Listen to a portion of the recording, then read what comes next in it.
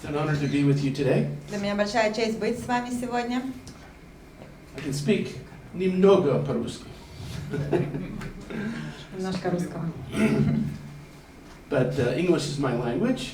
Английский мой родной язык, But you and I are similar in many ways. но у нас есть много общего с вами. Because my family also came from Russia. Что моя семья, мои корни вышли из России. Of course, this was when it was all Russia. Далекие времена, когда это была вся большая Россия. So my grandparents came from there in the early part of the 20th century. Мои дедушка с бабушкой выехали из России еще в начале 21 века. 20 века. 20-го. And they moved to the United States. Они эмигрировали в Америку. So, my wife back there, Stacy. Моя жена Стейси со мной And приехала. then we moved from the United States to here 12 years ago. И 12 лет назад мы с женой приехали сюда, в Израиль. So I come from a Russian Jewish background. И в моей семье русские, еврейские корни. So, like I said, we're similar, but our routes went a little differently. У нас есть с вами много общего, но наши пути немножко по-другому нас сюда привели. So I'd like just to share a little bit of my story. Я сегодня поделюсь с вами своей историей. I was born in New York. Я родился в Нью-Йорке.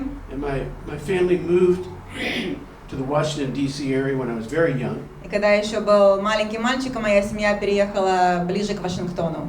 Because my father got involved in politics when I was a very young child. Когда я еще был маленьким мальчиком, мой отец занялся политикой. So I grew up in a political family. И я рос в этой семье, которая участвовала в политике. I mean, we were Jewish, but it was kind of secular. Мы были еврейской семьей, но очень такой светской. Now, in the United States, when you're Jewish, you go to Hebrew school. И в Америке многие евреи ходят в еврейскую школу. Because obviously Hebrew is not the language. Но не на иврите они учатся. So it's a lot different than here. Очень по-другому, не как здесь. And this is to prepare Jewish young people for their bar mitzvah. И еврейская школа в основном для того, чтобы подготовить молодых людей к их бар-мицве, бат-мицве. So when I was 9 years old, we joined a synagogue and we started going to Hebrew school. И когда мне исполнилось 9 лет, моя семья стала посещать синагогу, и меня отправили в еврейскую школу. Now, I went to Hebrew school a lot of years. Много лет я там провел в этой школе. And I have to say, it was kind of boring. И было довольно скучно мне там.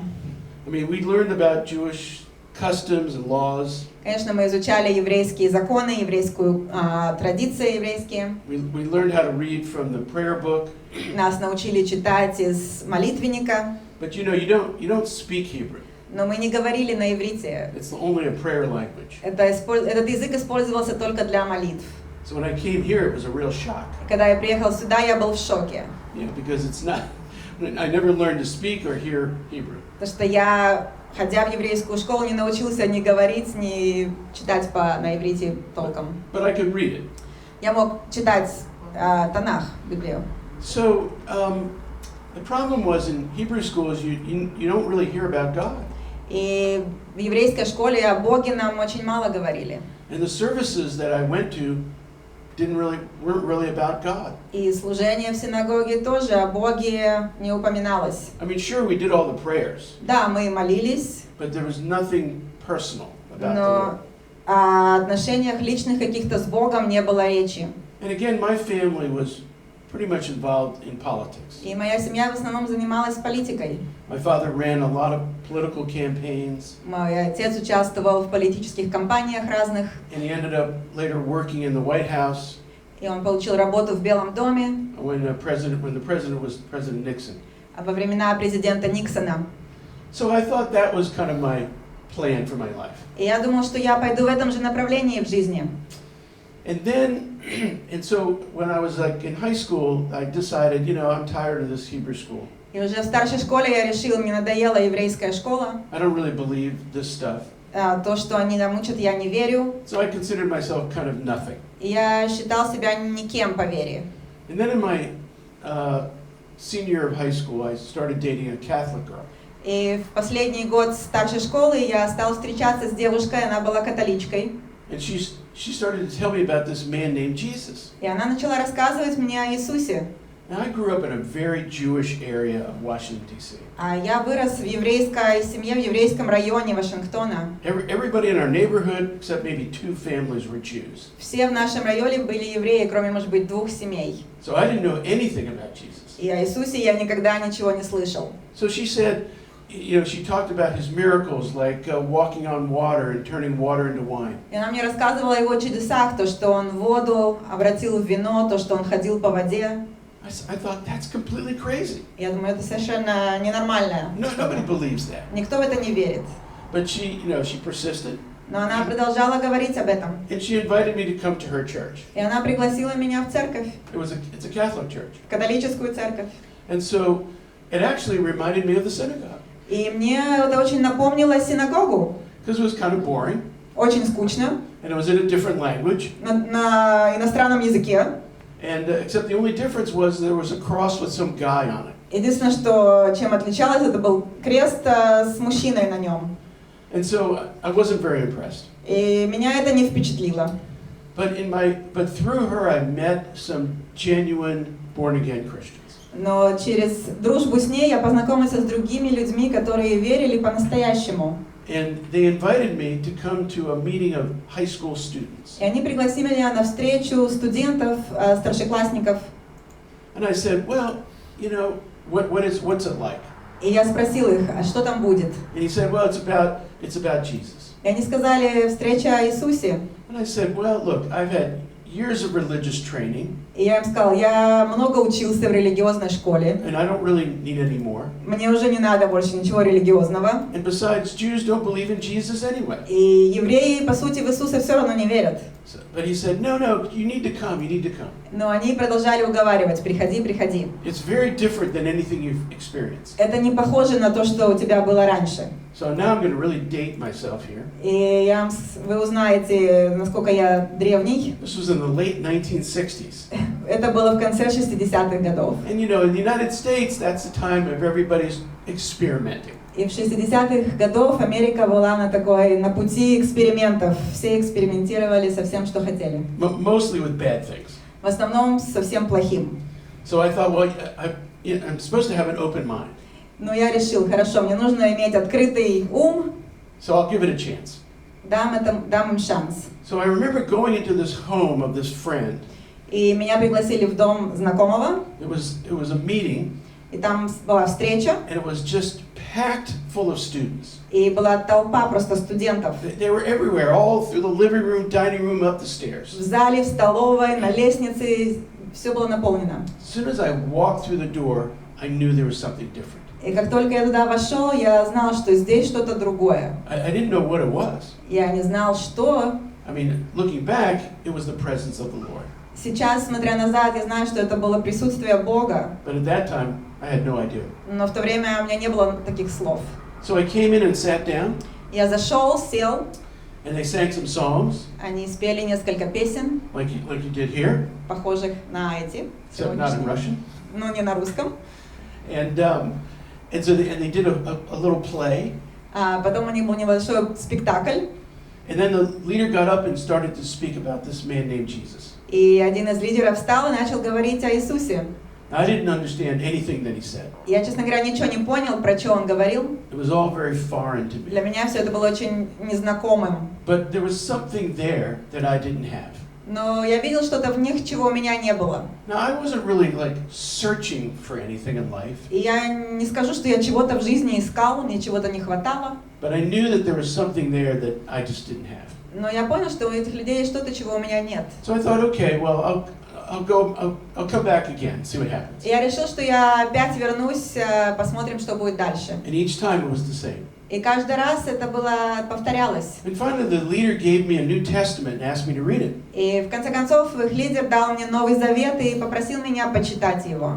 I had never even seen one. Я в глаза никогда раньше не видел Новый Завет. So I brought it home and kept it in my books behind my bookcase. И я принес его домой, но я положил его за шкаф книжный подальше, чтобы никто не видел. Because if my parents found it, it would be. Я знала, если мои родители меня это найдут, все, мне будет конец. So at night I would take it out and read. Я вытаскивал его вечером, ночью и читал. Right from the beginning of Matthew. Начиная с Евангелия от Матфея в начале. And as I read, it was like, who is this man?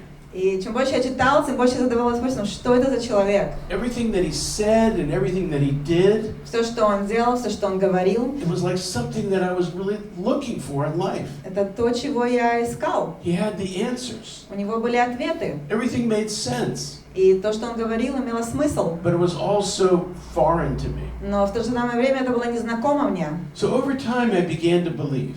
И со временем я стал верить. And my life started changing. И моя жизнь начала меняться. Now I was into a lot of bad things. You were not. I was. И я делал много плохого в те дни. But I just stopped doing all these things because it was like my life was changing. Но я видел то, что я меняюсь, и я бросил все, что я делал. But now the biggest issue was, who am I?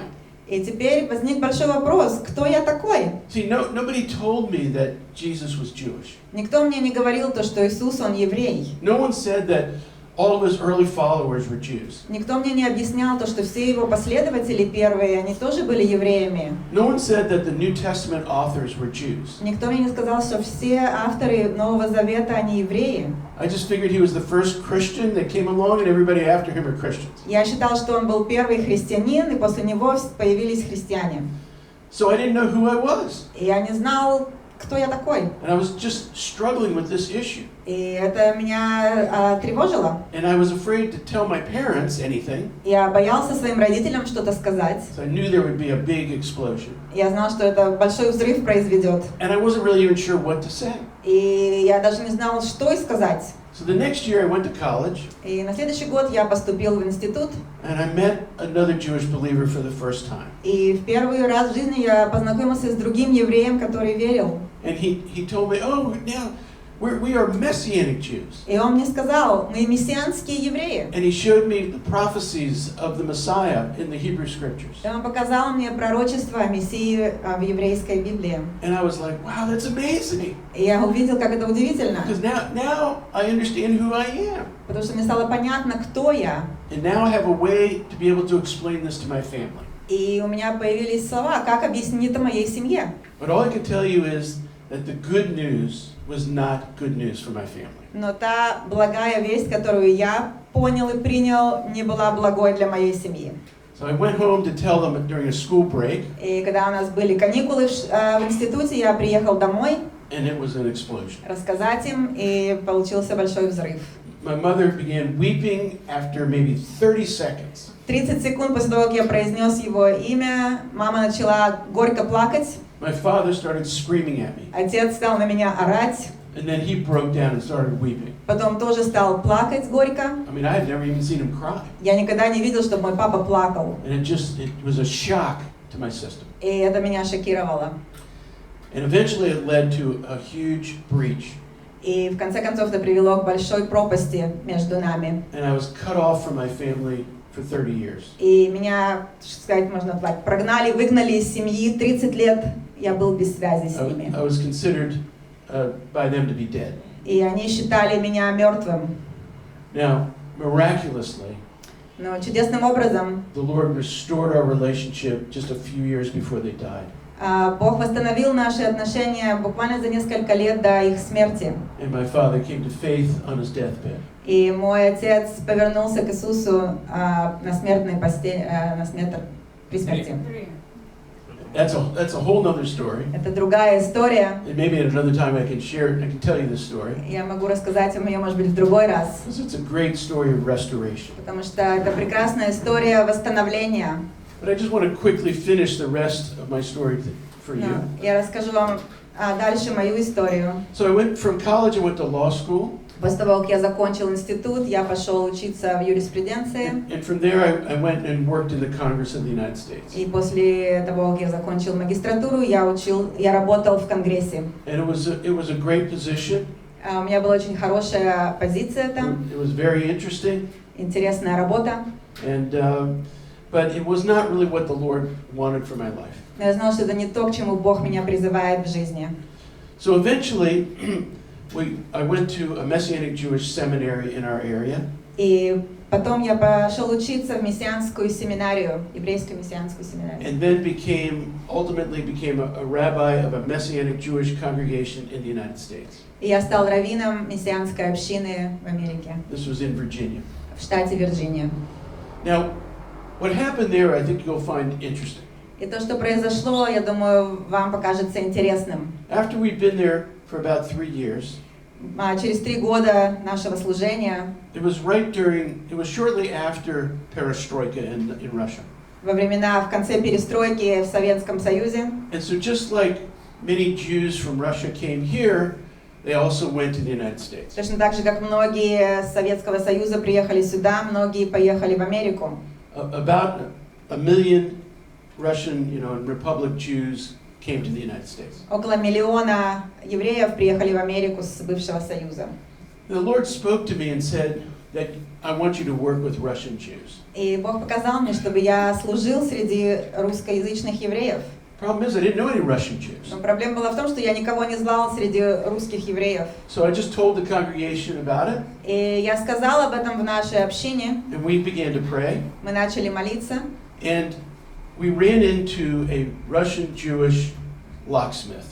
И мы познакомились с русскоязычным евреем, который занимался ремонтом замков.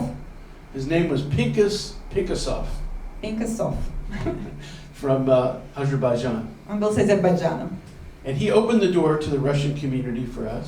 И через него мы познакомились с русскоязычной общиной. And we provided a lot of services to the Russian community. И мы помогали им как могли. We created a whole separate organization.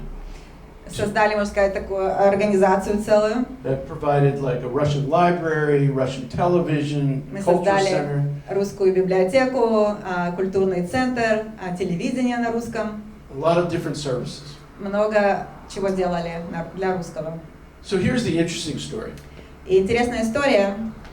This was in 1995. В 95 году. One of the Russians who came with us asked if we would sponsor a Victory Day celebration. Один из членов русскоговорящей общины попросил, если мы можем быть спонсорами празднования Дня Победы. It was the 50th anniversary of Victory Day. Была 50-я годовщина Победы. So I asked her, what is it? И я спросил, что это за праздник, что это за день. She explained this when when the Nazis were defeated. И она объяснила, что это День Победы над нацистской Германией. And it's like a big celebration in Russia. И в России это большой праздник. So I said, okay, sure. И я сказала, ладно, давайте праздновать. Because as it turned out, they had asked the Jewish community to be the sponsor, but they refused. Они обратились к другой еврейской общине, но они сказали, что нет, мы не будем участвовать. So I thought, maybe I better learn something about this day. И я решил, что мне нужно, наверное, узнать, о чем этот день. So I researched about Victory Day. И я начал смотреть, изучать День Победы. And how it was celebrated in Russia. Как он празднуется в Союзе. And I was like, wow, this is a big day. И я понял, насколько это знаменательный день для Союза. And this is the 50th anniversary. И это была 50-я годовщина этого дня. So I thought, okay, we need to do something special. И я понял, что нужно сделать что-то особое. So we created these special invitations that look like wedding invitations. И мы сделали такие пригласительные, красивые, как будто пригласительные на свадьбу. And we sent them out to the entire Russian community in our city. И мы сделали рассылку русскоязычной общине в нашем городе. And we invited them to this big celebration. И мы пригласили их на празднование. Now the Jewish leadership of the city got very upset. Но другие еврейские лидеры в городе очень обиделись на нас. And after they had refused to sponsor their own event, they said, no, we're going to sponsor an event on the same day. Сначала они отказались помочь этим людям, которые просили это празднование. Потом они сказали, что мы теперь свое празднование устроим в этот же день. So I didn't really know what to do. И я не знал, что делать. I didn't want to create a problem for the Russian community. Я не хотел, чтобы возникла какая-то проблема в этом русскоязычном обществе. So there was one rabbi in the city who was friendly to us. И один из раввинов, он дружил с нами. So I asked to meet with him. Я попросил его встретиться со мной. Explain the situation. Объяснил, что происходит. He said, yeah, I know about it. И он сказал, что я знаю. Said the Jewish community is very upset with you. А другие евреи на тебя очень злые. And they're not going to work with you at all about this. И они с тобой не будут сотрудничать. So I said, well, what should we do? И я спросила у него, что нам делать. He said, just change the day. Он сказал, поменяй на другой день. And he said, make it bigger and better. Сделай это больше и лучше. So I said, amen to that. И я сказала аминь. So we did. И мы это сделали. And so what we did was, there was, out of our congregation, a Russian band had been formed. И в нашей общине появился ансамбль, русскоязычный ансамбль. So they decided for this event to play all Russian World War II music. И они решили, что они будут играть песни вот этого периода, военные песни. And so all these people came out, hundreds. И пришло сотни народа. And then we had all the Russian veterans come up forward. И мы пригласили ветеранов войны выйти вперед. With all their uniforms and medals. Они были одеты в свои как они называют, кителя, ордена, медали. And we had special medals made for them. И мы сделали для них медали. It said in Russian 50th anniversary of Victory Day. И на русском языке написали 50-летнее празднование Победы. With a little American flag on it. И с небольшим американским флагом на этом значке. And we had members of our congregation who were part of the American military. И те в нашей общине, которые служили в американской армии, And they came and they pinned these medals on each of these Russian veterans. вышли для того, чтобы одеть эти значки на ветеранов Союза. And it was a huge celebration. И празднование было очень большим. And after that was a huge party. И после этого большая вечеринка. And really, the hearts of the Russian community were won that day by this event. И это событие, оно, можно сказать, завоевало сердца русскоязычной общины в этом городе. And this is how we got entrance into this community. И Господь дал нам таким образом доступ к этой общине русскоязычной. And from those contacts, I began to tour Russia and the republics. И через знакомых, которые у меня появились после этого, они приглашали меня в Россию, в другие республики. And began to teach Jewish history to the various congregations around the former Soviet Union. Для того, чтобы преподавать еврейскую историю в этих разных местах по Союзу. And that's what we did for many, many years. И многие годы это то, чем я занимался. So I led this congregation for 22 years. Я был лидером этой общины 22 года. My wife was the worship leader Моя most of жена this time. вела прославление большую часть этого времени. But our children had started migrating here. И потихоньку наши дети стали приезжать в Израиль. And so we began to pray. И мы тогда стали молиться. And as to what to do. О том, что нам делать. And so back in 2008, the Lord led us to start planning to make Aliyah. И в 2008 году мы стали делать планы на то, чтобы тоже репатриироваться в Израиль. Which we did in 2011. И в конце концов в 2011 мы переехали сюда. And the question was, what was I going to do here? И большой вопрос, естественно, был в том, чем я буду заниматься в Израиле. Because it was like, I knew I probably was never going to really learn Hebrew very well. Я знал, что мне иврит наверняка не дастся в совершенстве. I couldn't really lead a congregation. Я не мог быть здесь лидером общины. But I really felt that the Lord wanted to use us in the mainstream Israeli society. Но я чувствовал, что Господь хочет привести нас сюда, чтобы использовать нас здесь, в израильском обществе. Because my background was really law and politics. Мое прошлое связано с политикой, связано с юриспруденцией. So I felt like that's what the Lord wanted us to do here. И это то, к чему Бог привел нас здесь. So we could be a witness for Yeshua within the midst of Israel. Чтобы мы могли быть свидетелем Иисуса здесь, среди Израиля. But the problem was, how do you become a lawyer in Israel? Но проблема опять же в том, как ты становишься юристом в Израиле. Especially when you don't know Hebrew. Особенно если ты не знаешь иврита. But 2 months after we moved here, Но через 2 месяца после того, как мы переехали, Knesset passed a new law. Новый закон прошел в Кнессете.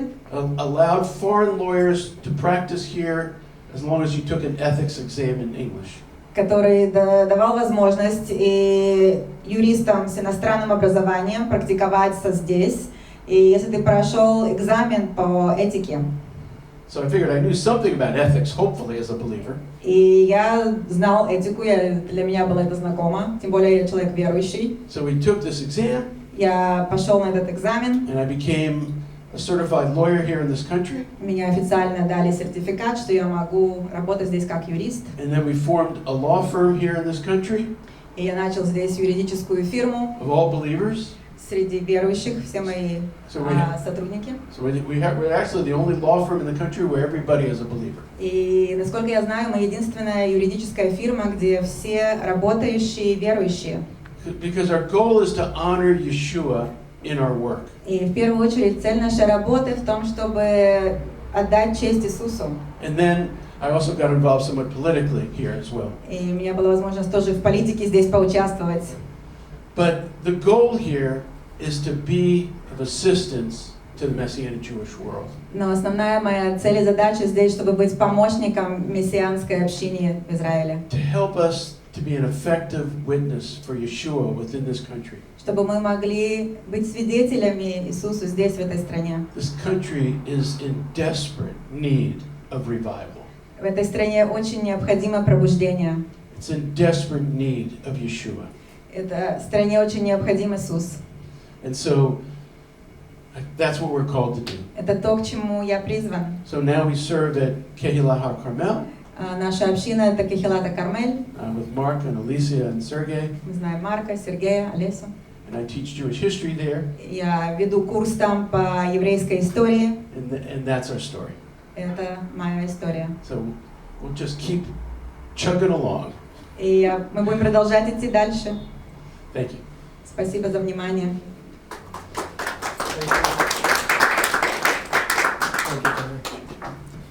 Wow. Кто был благословен этой историей?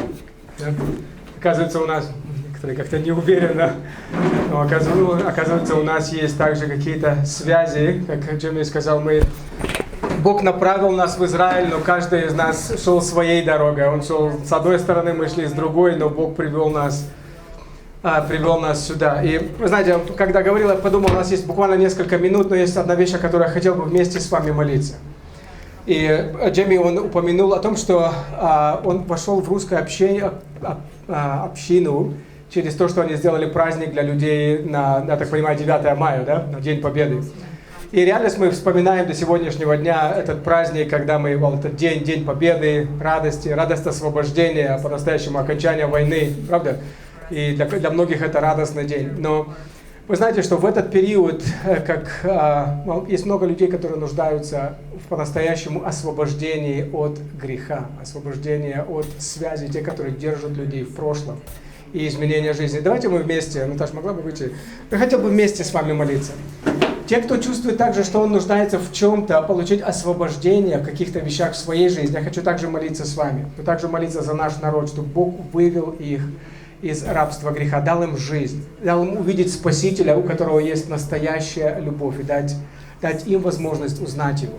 Хорошо? Давайте вместе молиться. Если кто-то нуждается в молитве здесь, чтобы Бог принес освобождение, есть такие. Если вы не хотите поднимать руку, да неважно. Просто обратитесь к Господу сами, и я буду молиться за вас. Господь, я благодарю Тебя за Твою благость и за Твою милость. Господь, Ты тот, который пришел, чтобы дать пленникам освобождение. Господь, и кто сейчас нуждается здесь, находящийся в этом месте, нуждается в освобождении.